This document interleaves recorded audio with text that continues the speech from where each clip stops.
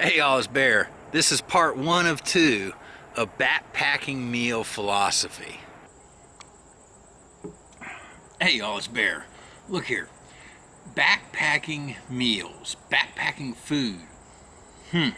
I've been asked about this. And a lot of my camp cooking videos, they're for lots of different types of camping. You know, I car camp with my family. I wander off into the woods on foot and I backpack.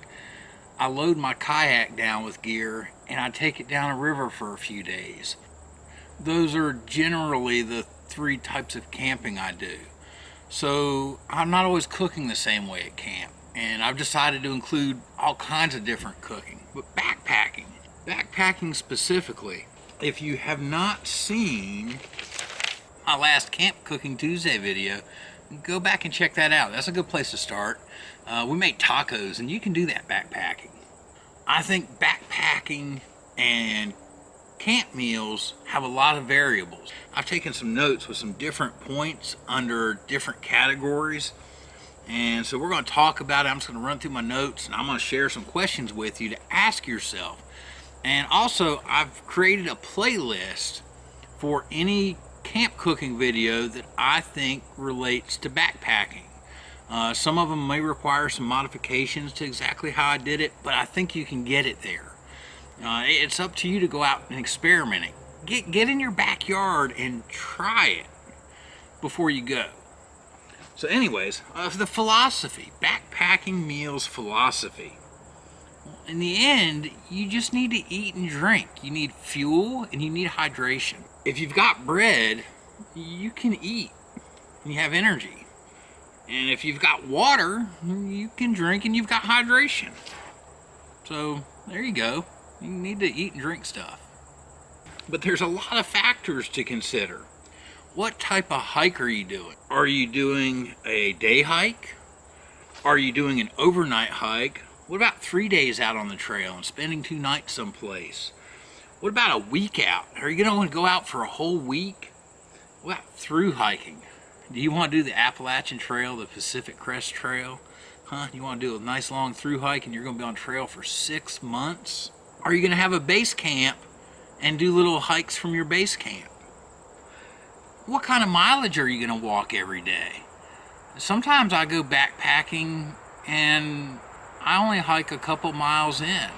And other times I hike 12 miles in. And some of those crazy people on the AT will go 20. Whew, more power to them. Maybe 20 years ago. But the next question then, after you understand what type of hike you're going on, you have to understand how you're going to cook your food. Now, the first question is do you even want to cook it? There's lots of people, especially the ultralighters, and y'all are a little bit crazy, but anyways, y'all don't want to cook at all because that means you got to carry fuel and a container to cook in and a stove and matches and all that stuff, and you might add 10 grams to your pack weight. But next, are you going to use a stove, a fire, a cook pot, a cup, a frying pan? Are you going to freezer bag cook? What kind of utensils do you need? What other kitchen tools do you need? Do you need a cutting board?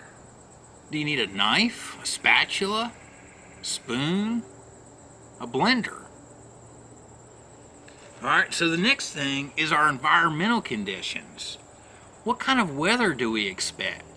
And that's a key word, is expect. You should have a backup plan. So if it's pouring down rain and they called for bright sunny skies, you can eat without cooking. Anyways, weather. Is there a fire ban going on in the area? Especially out west. Y'all deal with those fire bans a lot. Animals. Are there going to be animals around? I know that some people who are comfortable cooking at camp here in the area where I am on the East Coast, they will actually stop out west when they get in grizzly country about a mile away from camp, cook and have dinner, and then hike into camp. They don't even want to cook at camp. Just saying. So animals. And then is water availability. Are you going to be camped close to water? Are you going to have to carry some in? Water weighs a lot. In October, maybe I'll do some actual backpacking meals that I've made out on the trail. And I'm going to do one each week that has different nuances to it, and maybe I'll talk a little bit about each type of meal category and the pros and cons. All right, look here. We'll see you in part 2.